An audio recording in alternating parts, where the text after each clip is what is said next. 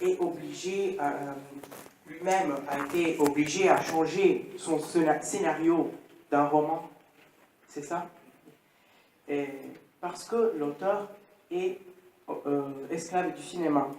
Puis, deuxièmement,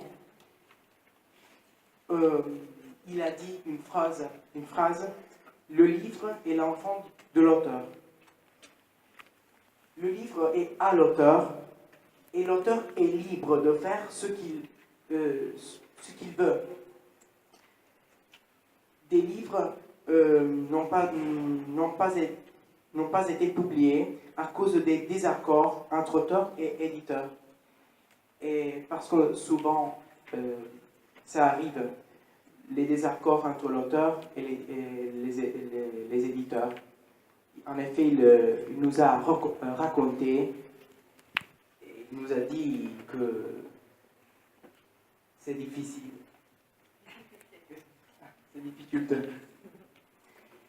Puis, il a dit, il y a eu une autre question en ce qui concerne si je ne me trompe pas, la lecture. Une fille a demandé une question que oui, il a dit, oui, merci beaucoup, mademoiselle.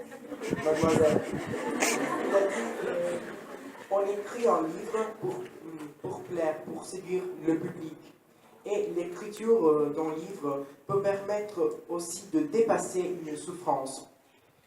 Donc j'ai ajouté, excusez-moi, mais j'ai ajouté une chose. J'ai écrit écriture soignante. Ça vous plaît?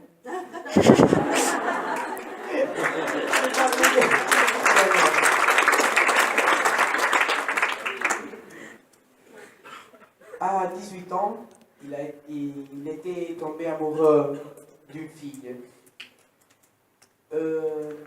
Cette histoire, cette liaison amoureuse a été la première inspiration pour Despoints. Il se laisse avec elle et il lui écrit une lettre pour prouver qu'elle se trompait.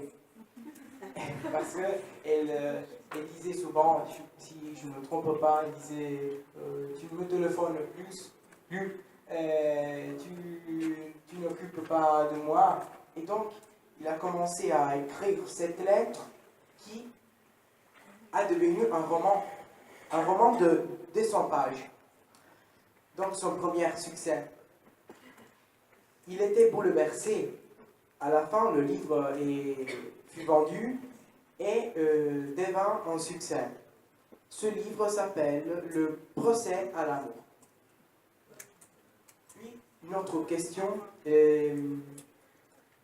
à propos de l'écriture comme métier.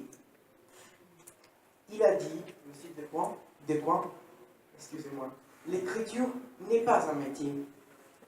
L'écriture est une joie, un bonheur. Et puis il a parlé de prostitution de la lecture, de l'écriture. Écrire pour plaire seulement, pour qu'on arrive à l'utile, je dis, à l'argent. Ce ne constitue pas une bonne chose pour ceux qui écrivent. Mais il nous a donné un conseil. Écrire doit plaire à ceux qui écrivent, à l'écrivain.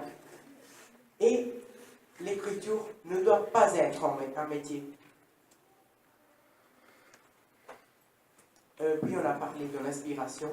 Il a dit que l'inspiration vient sans la chercher. Il nous a raconté une petite histoire, l'histoire, celle de New York. Mais je ne l'ai pas. Puis, une autre question a été la suivante. S'il y a des livres qui ont changé vraiment la vie de l'auteur, il a dit que les livres qui ont changé sa vie ont été les évangiles. il les a découverts quand il était adulte. Et il a dit que... c'est vrai? Et il a dit que lire les évangiles quand on est adulte, c'est différent que quand on le lit quand on est des adultes, des adolescents. Parce que quand on est adulte, on retrouve des aspects que...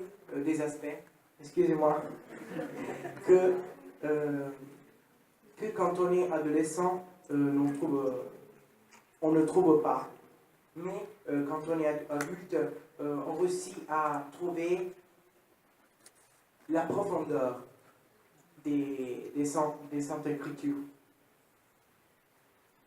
Il voulait même rédiger un dictionnaire de l'amour tiré de la Bible, mais il a dit que c'est difficulteux.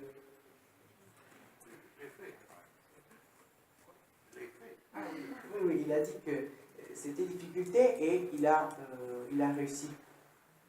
Et quand finalement, à la fin, il a dit qu'il éprouve joie quand il lit les évangiles. Puis, on a parlé des émotions. Donc, et en petite histoire, c'est la suivante. Je ne peux pas l'omettre parce que c'est vraiment touchante. Je la raconte. Donc, il a raconté une histoire tirée de l'époque préhistorique. Donc, on est dans une caverne. Il y a un homme et une femme. La femme meurt. Et si je ne me trompe pas, elle est tuée. Je ne sais pas. Par un animal. Et il commence à être triste. Il commence à dessiner sur les murs de la caverne le visage de sa femme. Mais cette représentation sur les murs n'était pas bien dessinée. Donc ses compagnons commencent à se moquer de lui. L'auteur a dit ça parce que il a dit que l'auteur a une émotion qu'il veut faire naître. Donc une émotion doit naître. Et il a dit même que l'auteur a une émotion et le public en a une autre. Et donc c'est très important. Puis, si l'on ne transpose pas ces émotions sur les feuilles, écrire ne sert à rien. Parce que les émotions sont la première chose qui sert pour écrire. Puis, il a dit une phrase que j'aimais beaucoup. On livre à deux auteurs. Celui qui écrit le caractère et celui qui le lit. Et donc, chacun sa libre inspiration. Mais la phrase est claire. Il veut dire que le rôle de l'auteur, c'est aussi important que celui du lecteur. C'est vrai. Puis on a parlé de sa petite, grande bibliothèque japonaise. Parce qu'il a une bibliothèque japonaise orientale. Et il a dit que ces livres de sa bibliothèque japonaise, tous ces livres amènent à une vision de vie complètement différente que la nôtre. Puis, on a parlé de relire les romans. Et l'auteur a dit à ce propos que quand il relit souvent ces romans, il dit « Mais j'écris quoi à ces points? C'est horrible !» Et il a dit que quand il relit ses romans, il y a des horreurs partout. Il trouve des horreurs partout.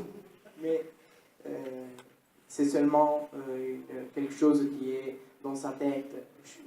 Je crois.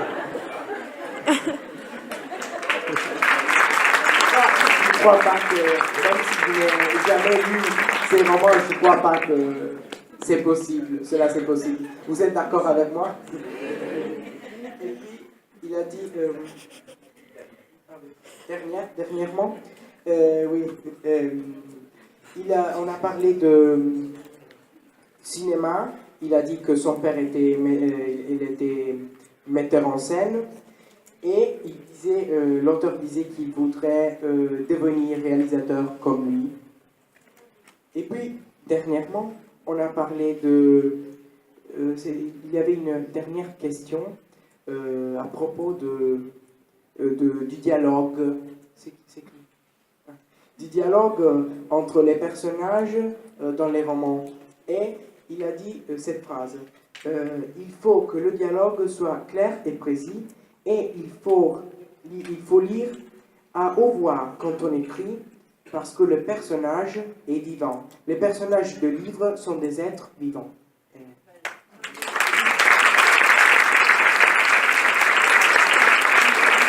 Si j'ai fait des fautes, je m'excuse. La seconde table ronde avec Mme Dabadi était consacrée essentiellement à la lecture. Bonjour à tous, je m'appelle Virginia. Donc, on a commencé ce petit atelier sur la lecture et sur la critique. On a tout d'abord parlé de comment l'Académie Goncourt marche et du procès qu'ils doivent suivre pour choisir les romans pour la liste Goncourt. Et ensuite, on a fait des petites critiques à propos des livres de la liste. Et on a partagé nos idées, on a partagé tout ce qu'on a pensé pendant nos lectures. Et ça a été très intéressant parce que c'est très beau de voir, de comprendre les différents points de vue de différentes personnes de mon âge.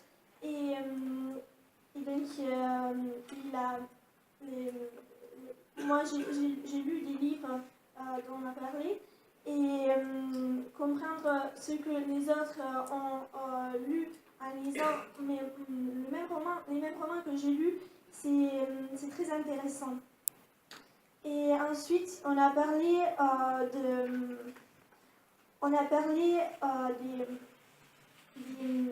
des lectures qu'on a fait dans notre langue, en italien, soit